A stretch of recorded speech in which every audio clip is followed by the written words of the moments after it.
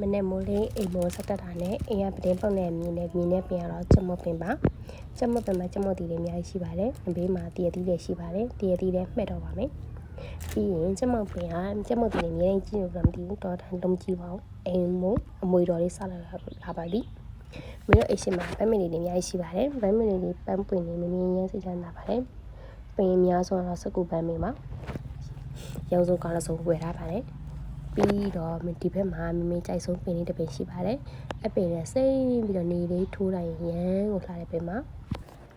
မင်းရဲ့မနက်ပိုင်းတောင်းတော့အဲ့တပင်လေးတွေရေတော့ရတယ်လို့ပါ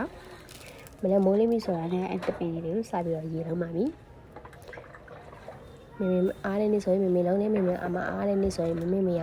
လုံးပေးပါတယ်။ဒါပေမဲ့တော့ possible တော့ပြောပါလေ။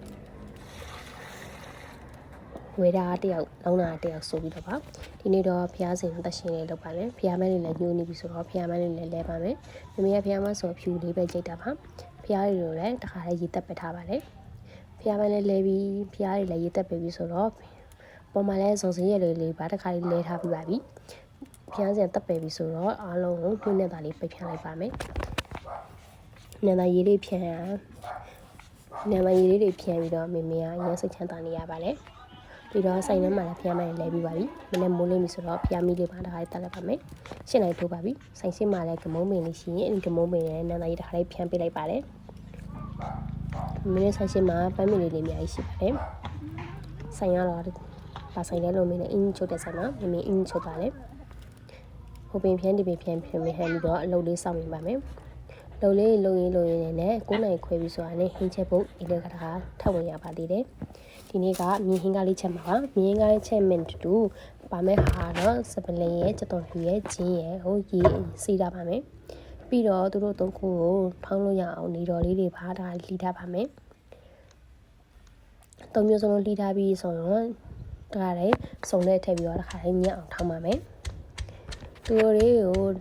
ထောင်းရင်ညက်သွားပြီဆိုတာနဲ့တညင်ရွက်ကိုပါဒီပချမ်းမှာတစ်ခါရေဆေးပြီးတော့တစ်ခါလေးရိုးတွေတင်ထားပါမယ်တညရက်ကဟင်းချိုချက်တာပဲဖြစ်ဖြစ်ပြုတ်စားတာပဲဖြစ်ဖြစ်အခုမြင်းဟင်းကားလေးပဲတက်ရန်ကိုချိုးပါလေပြီးရနဲ့ဒီပချမ်းစီဆူအိုးတင်လိုက်ပါမယ်စီဆူလာပြီးဆိုတာနဲ့စနွင်းထည့်ပြီးတော့မပိထည့်ပြီးတော့စီတက်ပါမယ်မပိလေးတွေစီတက်ပြီးတော့နည်းနည်းမှွေးလာပြီးဆိုတာနဲ့အဲဒီစီပူထဲကိုဒီလိုကြက်မုတ်ထပ်ပါမယ်နေသူကြက်မုတ်ထည့်ပြီးတော့လုံးပါမယ်ဒီကိုခုနထောင်းထားတဲ့စပယ်ကြီးတစ်ခုချင်းပြီးတော့ခါစီတက်ပါမယ်